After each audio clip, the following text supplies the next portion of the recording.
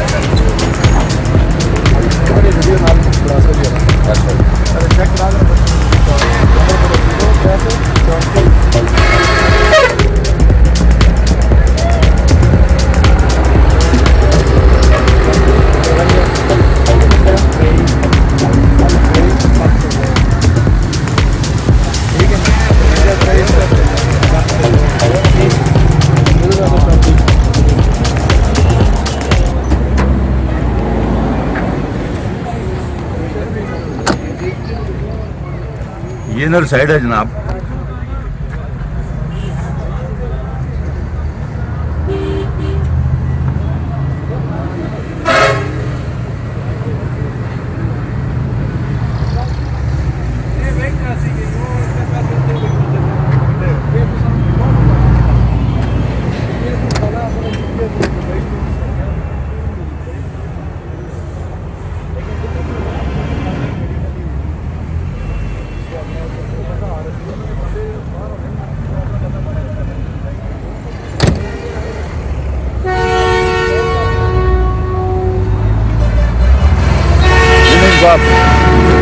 कौन सा मॉडल है जी?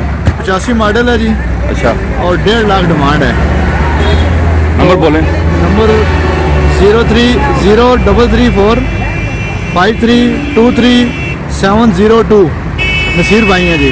नसीर साहब से आप रब्ता काम करें। 0334 5323 702। नसीर भाई हैं जी। नसीर साहब से रब्ता काम करें। आप गाड़ी खरीदना चाहते हैं? ये नसीर भाई हैं, आप इनको कॉल करें कि ये गाड़ी है जी, लाजमी कॉल करें, बहुत सस्ती दे रहे हैं गाड़ी है। हमारे चैनल को सब्सक्राइब करें, अपना ख्याल रखिएगा। अल्लाह हाफ़िज़।